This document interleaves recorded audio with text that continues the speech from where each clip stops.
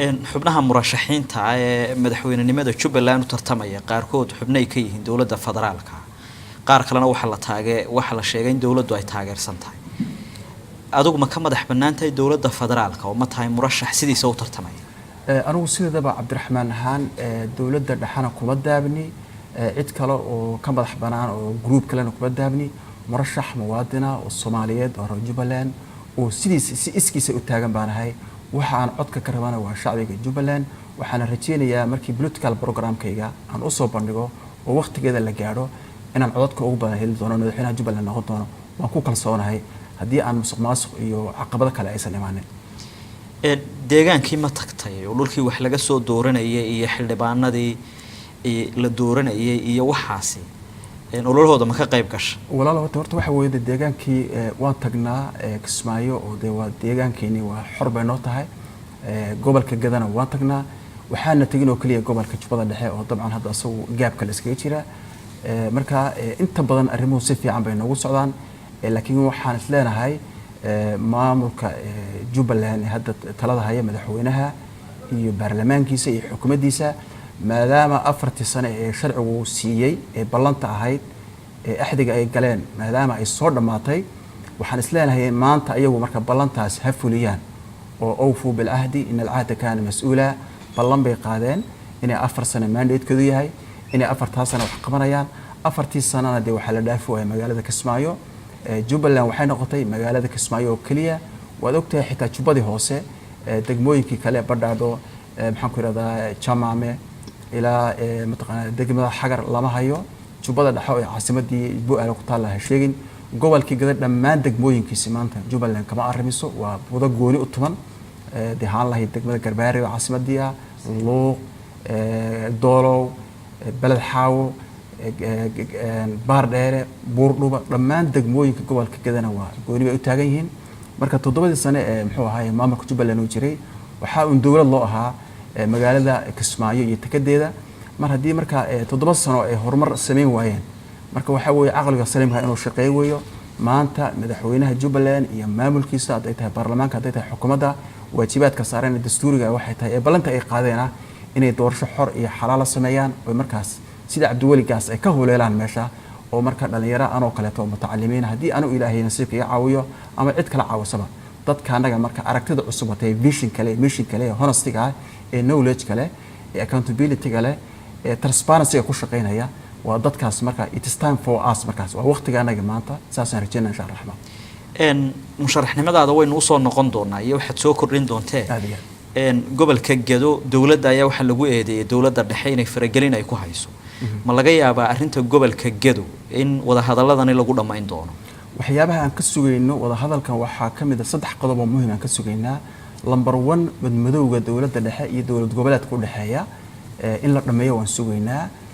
midda kale aan sugaynaa waxay tahay in isfaham laga gaaro mataqaanaa hanaanka doorashada dhacayso iyo masiirka Jubbaland sida uu ekaan doono waa qodobka mataqaanaa labaad midda saddexaadna waxay tahay maadaama ballantii maamul goboleedku uu qaaday baarlamaanku ballan bay qaadeen xukuumaddu ballan bay qaaday waa Jubbaland ma ka hadlayaan maadaama wax la qabtay aysan jirin maanta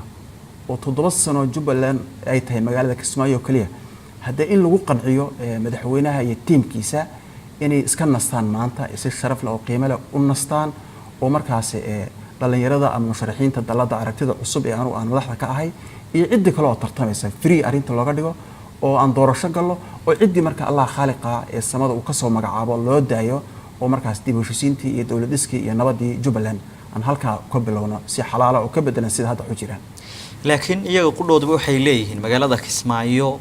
oo adeegyada asaasiga ah ay ka jirin ayaanu nimi waxaan magaaladan horumar baanu ka sameynay adeegyada asaasiga bay soo celiyeen xarumihii dawladda ayaa la dhisay soo taasi ma aha horumar ay soo kordhiyeen wallahi waxaan qirayaa walaalkeen Axmed Islaam muddadii hadda uu joogay 7 sano ahayd magaalada Kismaayo in horumar weyn ku talaabsatay oo nisbiyan ama qayb ahaan nidaam dawli ah ka jiro oo dadku noloshooda wax badan iska bedeshay waan qiraynaa taas caadi kama saaro dabcan waana ugu mahad celinayna laakiin walaal boosho waxda waataa horumarku waa mid Kismaayo ku kooban Kismaayo waa caasimadda saddexaad ee Jamhuuriyadda Federaalka Soomaaliya waxaad ogtahay gobolka Jubbada Hoose ku taala waxa dhowr kiiloomitir 90 kiiloomitir jirta Jamaame iyo Badhaadhe iyo Xagar iyo horumarkii jubbada hoose marka ma gaadhay degmada afmadow waa qayb ahaan dabcan hadda ay dawladdu gacanta ku haysaa degmada afmadow iskooladii ama hoose dhexe ama dugsi sare ma laha waxba lama qabanin caafimaad isbitaal lagama samaynin dadka reer afmadow waxba lama qabanin waa labada magaalo ee si toos ay dawladdu gacanta ugu hayso waa magaalada Kismaayo iyo magaalada afmadow hadiiba afmadow aan MCH OPD ka jirin oo maanta gabadha ku umulaysa afmadow meel dhakhtar laga aysan jirinin maxaa marka horumar ay Kismaayo kaliya gaadhay maxay qabanaysaa Jubbaland ma Kismaayo kaliya noqotay anagu walaalkaana waxaan in badan kula talinay iyo dawladda Jubbaland waxaan kula talinay horumarka Kismaayo jira in la ballaariyo oo dhammaan degmooyinka iyo maxaan ku raadaa tuulooyinka faraha badan ee Jubbaland ka kooban tahay in la gaarsiiyo oo dadku dawladnimada iyo nabadda iyo cadaaladdu gaadho oo adeeg la bixiyo asbaabtii asaasiga ah ee dawladnimada loo doortay in federaalku qaadanay ee runtii aan waqtiga badan iyo maalka badan iyo maskaxda badan u gelinay Jubbaland ma ahayn magaalada Kismaayo kaliya inay horumar gaadho waxay ahayd inta kale ay gaadho marka waan u mahad celinaynaa muddadii uu soo shaqeeyay laakiin maanta waxaan leenahay Axmedow sidii shalay anagu aan ku dooranay maanta adigu noo dooro shalay abaal baan ku gashanay maanta adiguna abaal na gasho hana lagu tijaabiyo anaga dhalinyarada anaga wax baranay anaga fresh maanta waa maalintii dhalinyarada oo Soomaaliya 80% ka ah 70% ka ah markii population kala fiiriyo Soomaaliya dhalinyarada wax baratay maanta in chance kooda la siiyo arrintaas madaxweynaha Jubbaland iyo shacabka Jubbaland waan ka codsanaynaa dawladda dhaxana inay gacan ka geysto waan ka codsanaynaa insha Allah adiga muxuu yahay qorshahaaga siyaasadeed ee doonayso inaad ku hagto Jubbaland haddii aad guuleysato eed ka iibinayso xildhibaanada ku dooran doonaya bulshada deegaanka walaalow marka aad fiiriso laba baahi oo asaasi ah ayay ummadda Soomaaliyeed guud ahaan qabtaa gaar ahaan Jubbaland ay qabtaa number 1 waxa weeyo waxa la qabaa baahi xagga cadaaladda la xiriirta qof kasta oo Jubbaland ah waa victim waa dhibane waxbuu tabanaya ma jiro caafimaad ma jiro waxbarasho ma jirto biyo nadiif ah ma jirto fursado shaqo loo sameeyo ma jirto maxaan ku idhahdaa rajo muuqan karta ma jirto laakiin Jubbaland deegaamo badan oo Soomaaliya soo kala mid aha dhibaatooyinka way kala mid tahay ma waxaan dhahaynaa Soomaaliya oo dhan baa dansana Jubbaland haddan sanaad waxaan leenahay anagu muxuu ahaayay Soomaaliya oo dhan hal la kiciyo oo fadhiga laga kaco oo hadduu ninkii maalinta mas'uuliyad qaada ha shaqeeyo Jubbaland ha shaqeysan leenahay marka waxa ka qaban doonaa nolosha dadweynaha sida gaar waxbarashada iyo caafimaadka iyo biyaha nadiifta inta madaxweyne goboleedku uu xaq u leeyahay waxaad ogtahay qorshaha qaranka ee lagu shaqeyn doono dalkan dawladda dhexe federaalkaas kale laakiin madaxweyne goboleedku shaqadiisu waa horumarin dawladaha hoose iyo waxbarashada inkastoo dastuurka xitaa lagu caddeeyay habka waxbarashada loo qaybsanayo laakiin waxaan u baahanahay dhowr iyo 10 degmo inay degmo kasta yeelato dugsi hoose dugsi dhexe dugsi sare arrintaas waa focus kan saarayna in degmo kasta ay yeelato caafimaad caadi ah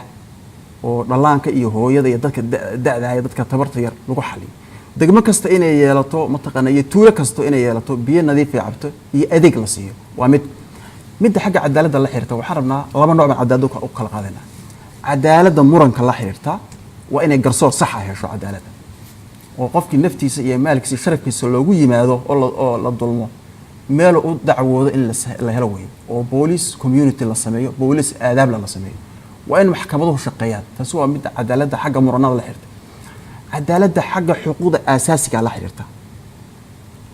sida dadka waxa ay wada leeyihiin ee dawladnimada kheyraadka dawladeed in la wada helo in dawlad goboleedkii la wada galo in maamulka gobolada la wada galo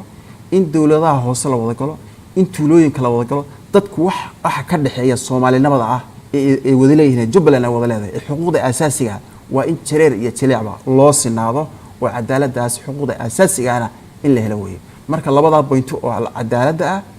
iyo horumarka ayaan saari doonaa anigu focus ka saari doonaa waad arki doontaa sida aan wax badan uga bedelan insha Allah goboladaasi Jubbaland ay ka kooban tahay waxa degan beelo kala duwan oo waliba aad u tiro badan beelahaasi maxaad ka damacsan tahay maadaama tahay murashax tartamay walaal horta mushkiladda ina haysata waxa weeyo Soomaaliya guud ahaan waxa manhaj siyaasadeed laga dhigtay qabyaaladii ilaahay inaga mamnuucay rasuulkiisu waxaad ogtahay inta meel la isku tagay in 4.5 laga dhigtay manhaj siyaasi ah oo qabyaalada oo qabiil wax lagu qaybsaday dhaqankeena suuban markaad fiirsana qabyaalada waxa uu rasuulku ka yiri sallallahu alayhi wasallam waad ogtahay dhowr jeer buu nabigu ka hadlay markuu wuxuu yiri dacuuha fa inaha muntina war iskaga taga way uraysaa marna wuxuu yiri man da'a al-asabiyya falaysa minna mar kalena wuxuu yiri la tarji'u ba'di kufara yadribu bacdakum calaa cunuqi bacdi war gadaashay gaalaha noqonina oo qabyaalada ha u dagaalaminina wixii sidaa u xumaabaa horta manhaj siyaasadeed dalka looga dhigay anigu haddii ilaahiye calfina madaxweynaha jubbaland noqdo waxaan bataatama meesha ka saari doonaa programka qabyaalada waxaana lagu daweyn karaa cadaaladda oo dadka lagu soo dabaalo baa lagu daweyn karaa taas horta waa number 1 number 2 marka taariikhda jubbaland aad fiiriso 28 sano dhaaftay waxay soo martay 4 marxaladood oo runtii dagaalo ah oo magaalada Kismaayo lagu kala qabsanayay oo mid kasta cadaalad darro iyo isku xoog sheegasho ay ku jirtay 92 ilaa 98 waa kii Morgan 7 sano xukumay Morgan si xun oo yaa looga saaray oo wakiilada loo cayrsaday oo ka cararay meesha bariiraada ka qabsaday 7 sano asaguna meel joogay wax horumar labada 7 sano ee Morgan lama sameeynin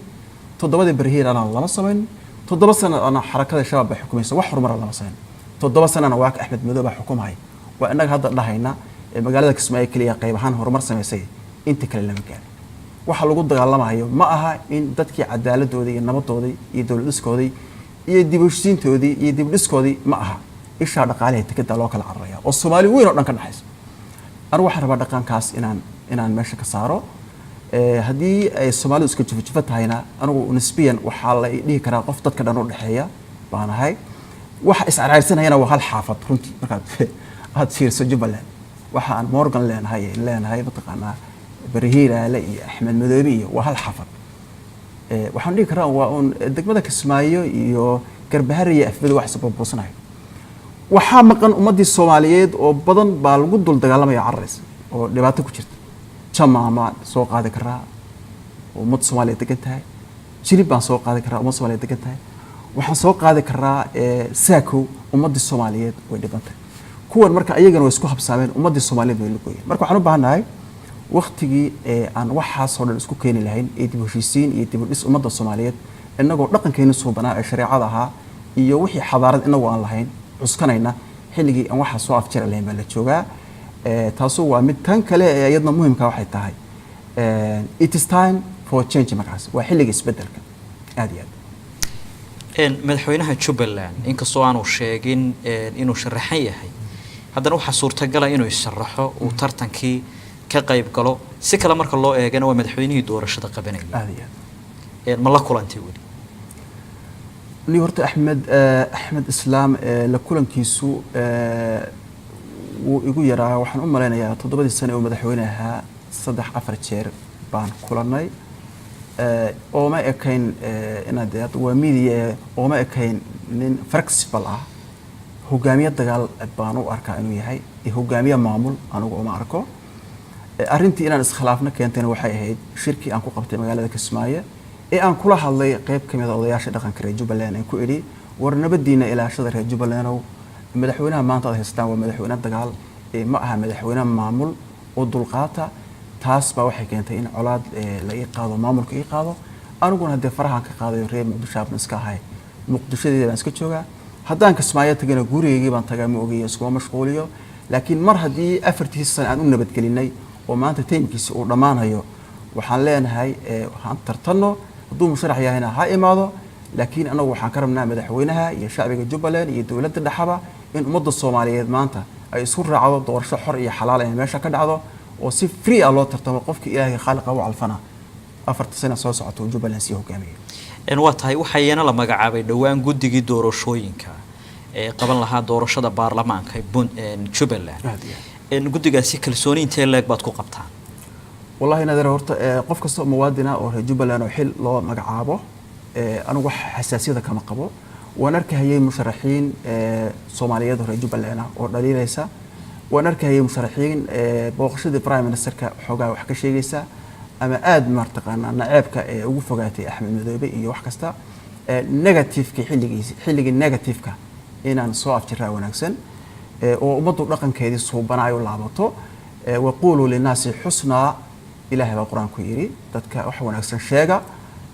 xadiis kalena waa kii nabigu yiri sallallahu alayhi wasallam dhannu bil mu'minina khayra war dadka mu'miniinta wanaag ka fisha mushkiladda inagu nagu dhacdo waxay tahay Soomaali ahaan 24 saac dhaliil iyo dhinaca xun baa wax ka fiirinana anigu waxaan leeyahay wiilashaas Soomaaliyeed ee guddiga doorashada loo magacaabay anigu wax xasaasiyada kama qabo qaar badan baan aqaanaa gudoomiyaha guddiga aqaanaa Dr. Xamse Cabdi Aar ninkaas waa nin reer Muqdisho waa nin mutacalima waa nin runtii soo shaqeeyo axsaabta siyaasadda waddanka kaalin weyn ku lahaa waa nin governmental knowledge-ka aqoon fiican ama fikrad fiican ka haysta anu guddiga 100% waan soo dhaweynayaa waxaan kula dardaarmayaa guddigaas ilaahay amaanadaas ay qaadeen kuma fashiliyo amaanada culayska ay leedahay wad ogtihiin inay samawaadkii cirka dhulku diideen bini aadanka qaaday innahu kaana dhuluman jahula waxaan kula dardaarmayaa walaalkay Xamse Cabdi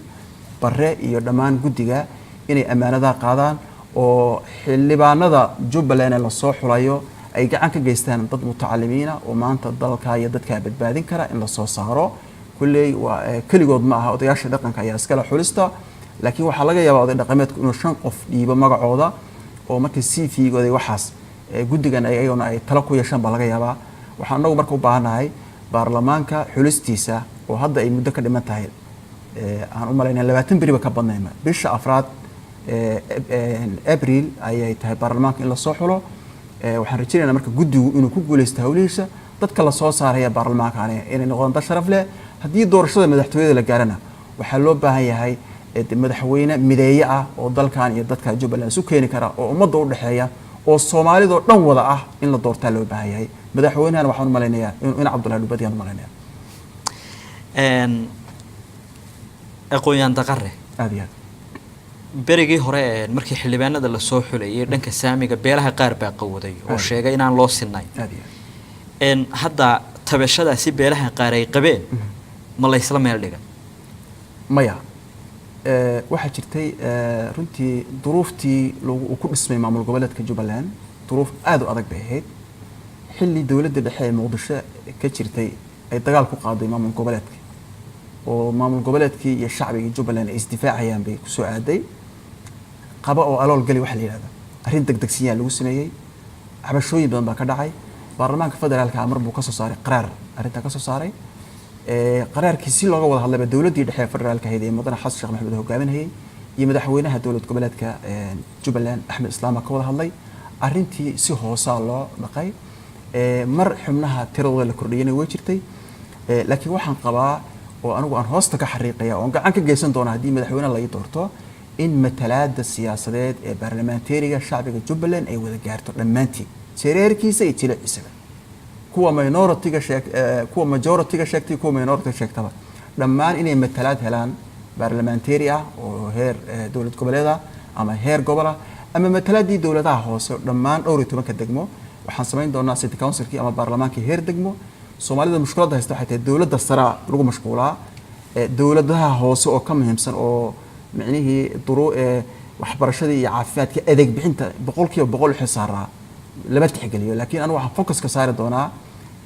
dhamaystirka qaab dhismeedka dawlad goboleed heer gobol ilaa heer degmo ilaa tuulo waxaana runtii priority siin doonaa dadka professionalka ah ee wax bartay baan fursad siin doonaa insha Allah Raxmaan aniga oo meesha mar walba ka saaraya cadaalad darro iyo nin jeclaysi oo dadka aan qaarna naas noo jireen qaarna aan ka tagin ma absolutely taasu ilaahay baa ka digay damiirkayga uu iga digay nin hadee weyn oo maanta 40 ka dhaafayna waan mutacallim wax bartay nin dawladaha hoose ka soo shaqeeyo 3-4 sano dawladda hoose xamar xildhibaan goboleedka ka soo haamanahay waad ogtahay inaan gobolka Banaadir aan heer gobol heer degmo ilaa heer wax ka shaqeeyay waxaad ogtahay inaan muxuu ahaayay daladii waxbarashada ka soo shaqeeyay oo maamule iskuul iyo macallin dhowr macallin ka soo ahaa marka maanta ilaahay uma xambaaro marka inaan cadaalad darro horkaco waxaan rajeynayaa hadii aan meesha tago inaan cadaalad ku soo dabaalo Jubbaland insha Allah.